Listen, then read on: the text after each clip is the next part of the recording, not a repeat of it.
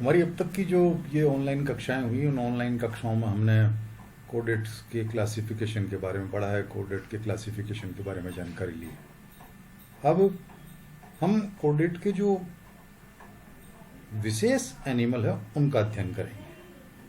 पहले प्रोटोकोडेट्स में आते हैं अपन। प्रोटोकोडेट्स की जो क्लास स्टडी हमको करनी पड़ती है वो एनिमल है प्रोटोकोडेट्स का हड़मानिया। हड़मानिया जो है बेटा ये प्रोटोकोडेट्स का एनिमल है, और हड़मानिया की हम स्टडी क्यों करते हैं, इसके पीछे क्या वजह है, ये हम जानने की कोशिश करें। हड़मानिया यूरोकोडेटा का एनिमल है, पहली चीज़ तो ये हो गई। हड़मानिया यूरोकोडेटा का एनिमल है, और इस एनिमल में जो नोटोकोड होती है वो पूरी लाइफ में नहीं बनी होती। नोटोकोड जो होती है वो सिर्फ लार्वल फॉर्म में पाई जाती है। तो इन्वर्टिब्रेट से हम वर्टिब्रेट की तरफ आ रहे हैं, और इन्वर्टिब्रेट से वर्टिब्रेट की तरफ आने के प्रोसेस में ये नोटोकोड एनिमल में किस तरीके से अपीयर हो रही है, नोटोकोड की उपस्थिति कैसे हो रही है, उसकी जो प्राथमिक अवस्था है वो नोटोकोड की क्या है। जैसे हम हेमिकोडेटा को पढ़ते हैं ना, हेमिकोडेटा में बकल डायवर्टिकुलम जैसी स्थिति है, तो वहाँ है नोटोकोड जैसी संरचना। उससे ज़्यादा अच्छी संरचना जो हम पढ़ेंगे वो हड़मानिया के लार्वा अवस्था में होती है, हड़मानिया के एसिडियन टेडपोल लार्वा में होती है। अब एसिडियन टेडपोल लार्वा में वो है, अडल्ट में नहीं है। वो किस तरीके से मेटामॉर्फोसिस का प्रोसेस होता है, और मेटामॉर्फोसिस के प्रोसेस से, जिसे हम रेट्रोग्रेसिव मेटामॉर्फोसिस कहते हैं, उस प्रोसेस के द्वारा कैसे जो लार्वल फॉर्म में नोटोकोड होती है वो अवशेषी रूप में अडल्ट में रहती है। यानी नेचर ने स्थापित कर दी कि संरचना ये है, लेकिन वो जो है वो लार्वल अवस्था में अडल्ट में नहीं है। उनके विकास के प्रक्रम में उस अध्ययन को समझने के लिए, उसको जानने के लिए हम हड़मानिया की क्लास स्टडी करते हैं और इस एनिमल को जानने का कार्य करते हैं। ये हड़मानिया जो है simple ascidian in a simple Indian ocean, this genus is represented by 4 species हैं। इसकी वो जो 4 स्पीसीज हैं वो कौन कौन सी हैं? एक तो है ये हड़मानिया पैलिडा, हड़मानिया एनुरेंसिस, हड़मानिया मॉरिशियाना और हड़मानिया सिलोनिका। 12 से अधिक स्पीसीज है, लेकिन मुख्यतः हिंद महासागर में जो 4 जातियाँ पाई जाती है वो है हड़मानिया पैलिडा, हड़मानिया मॉरिशियाना, सिलोनिका, एनुरेंसिस। ये जो अपन सारी स्टडी कर रहे हैं जिस एनिमल पे आधारित है उसका नाम है हड़मानिया पैलिडा। अब इस एनिमल की हैबिट और हैबिटेट क्या है? हड़मानिया, पहली बात तो ये है कि ये समुद्र के जल में पाया जाता है। समुद्री और समस्त भारतीय सागर तटों के साथ छिछले जल में पाया जाने वाला बहुत सामान्य एसिडियन है। ये इसकी स्ट्रक्चर्स देखेंगे अपन तो एक अडल्ट अपन उसको देखें, जिसकी बात कर रहे हैं हम हड़मानिया को देखें। एक अडल्ट लगभग 9.5 से 7 सेंटीमीटर चौड़ा होता है, 4 सेंटीमीटर मोटा होता है और किसी फुट से कहीं अटैच्ड होता है। आप ये यहाँ देख रहे हैं ना कि यहाँ किसी नीचे सबस्ट्रेटम से अटैच्ड होता है, फुट वाला पोर्शन उस सबस्ट्रेटम से अटैच्ड होता है। क्लासिफिकेशन अगर अपन देखें इसका, हड़मानिया बिलोंग्स टू कोडेटा, कोडेटा में होता है। यूरोकोडेटा में, नोटोकोड है इस वजह से अपन क्लासीफाई करते हैं ना, नोटोकोड इस वजह से। सबफाइलम यूरोकोडेटा में, यूरोकोडा के क्लासिफिकेशन में पढ़ा है कि जो है कोडेट कैरेक्टर है वो लार्वल अवस्था में है, अडल्ट में नहीं है। यूरोकोडेटा एसिडिसिया जिसकी हम बात कर रहे हैं, इसकी क्लास है, इसका ऑर्डर है Pleurogona. Herdmania is a marine and sedentary animal. It is fixed over rocky substratum by a flat base. When it is distributed, it suddenly contracts its body and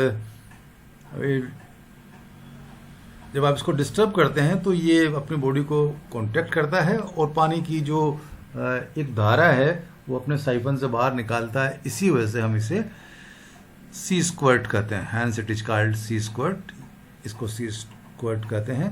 इसके एक्सटर्नल फीचर्स देखें हम, it is potato like a shape, it is pink in color. On the free side body shows two projection, the branchial and atrial siphon. बाहर से आप देखेंगे, आप इसको आपको इसमें 2 साइफन नजर आएंगे, एक जिसे हम ब्रेंकियल साइफन कहते हैं दूसरा जिसे हम एट्रियल साइफन कहते हैं।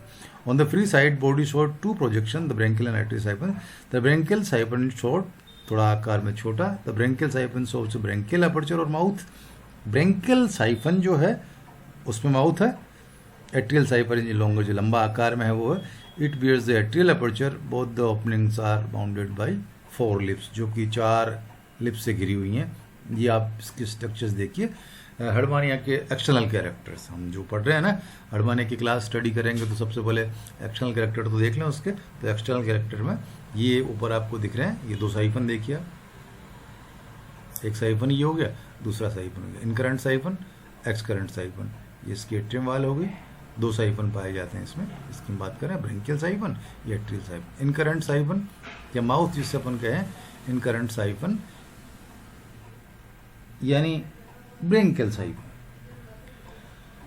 और ये जो दूसरा है एक्सकरेंट साइफन जिसकी हम बात कर रहे हैं, ये 2 संरचनाएं जो हैं ये हर्डमानिया की स्ट्रक्चर्स को हमको समझाती है। अब हर्डमानिया किसी सबस्ट्रेटम से अटैच्ड है। शरीर के भाग देखेंगे आप, पहला भाग तो इसका बॉडी हो गई, 2 इसमें अपने को साइफन नजर आ रहे हैं। नीचे फुट वाला पोर्शन जिस पोर्शन से अटैच होता है, नीचे फुट वाला पोर्शन होता है। आप इसके टेस्ट की जो स्ट्रक्चर्स देखिए, क्योंकि इसके चारों तरफ एक टेस्ट पाया जाता है, ये ट्यूनिसिन प्रोटीन का बना होता है जो यहाँ इसके चारों तरफ एक टेस्ट पाया जाता है। ये जो टेस्ट है उसकी जो अपन स्ट्रक्चर्स देखेंगे तो टेस्ट में हमें क्या कि बहुत तरह की कोशिकाएं नजर आती हैं। तो कोशिकाएं कौन कौन सी? Different types of cell present in test of Herdmania. वो जो विभिन्न तरह की कोशिकाएं इसमें पाई जाती है उसमें लार्ज इओसिनोफिलस सेल्स है, स्मॉल इओसिनोफिलस सेल्स है, अमीबोसाइट कोशिकाएं हैं, वैक्यूलेटेड सेल्स हैं, ये जिसकी हम बात कर रहे हैं देखिए ग्रेनुलर सेल्स हैं, नर्व सेल्स हैं, न्यूक्लियस है, ग्रेनुलर साइटोप्लाज्म। तो ये कोशिकाएं आपको इसमें मिलेंगी। टेस्ट वाला जो पोर्शन है ना, टेस्ट वाले में जो बहुत सारी कणिकाएं हैं, उन कणिकाओं में large eosinophils cells, small eosinophil, amoeboid cells, spherical vacuolated cells, granular receptor cells होती हैं, नर्व सेल्स होती हैं, स्क्वेमस एपिथेलियम सेल जो हो वो भी यहाँ स्क्वेमस एपिथेलियल सेल्स भी आपको इसमें मिलेंगी। ये इसकी टेस्ट की स्ट्रक्चर्स होंगी, स्क्वेमस एपिथेलियल सेल्स, और ये सारी सेल्स इनकी स्ट्रक्चर्स में मिलेंगी हमको। अब हर्डमानिया की जो बॉडी वाल होती है, हर्डमानिया की body wall of body called mantle, it is thick and muscular in the anterodorsal region of the body. It is thin non muscular and transparent in the posterior ventral region. वहाँ जो posterior reason है वहाँ आपको thin मिल रही है।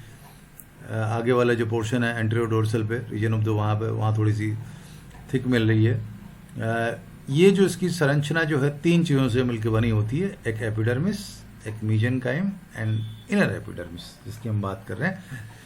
Epidermis, it is a single layer of cells, it cover the branchial and atrial apparatus and siphon. The epidermis is interrupted at place where spicules and blood vessels pass from the mental into the chest.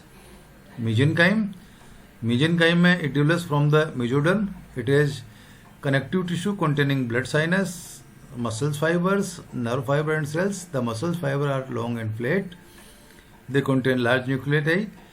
ये अपन देखेंगे test की, अगर structures देखेंगे हम Herdmania का अपन test देंगे बाहर की तरफ, तो हर्डमानिया के टेस्ट में क्या होगा आप देखिए, टेस्ट वेसल्स नजर आएगी हमको, माइक्रोस्केलेट्स नजर आएंगे हमको, मेगा स्केलेट्स नजर आएंगे हमको।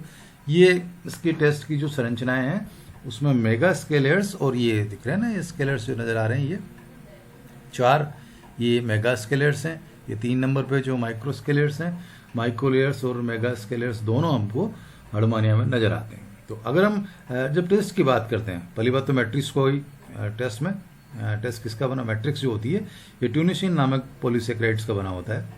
ट्यूनिसिन नामक पॉलीसेक्राइड सेलुलोज के समान होता है, तो कुछ प्रोटीन और खनिजों का बना होता है। इसी वजह से ये जो एनिमल है ना, हर्डमानिया के जो एनिमल हैं या एसिडियंस के एनिमल्स, इनको ट्यूनिकेट्स भी कहते हैं।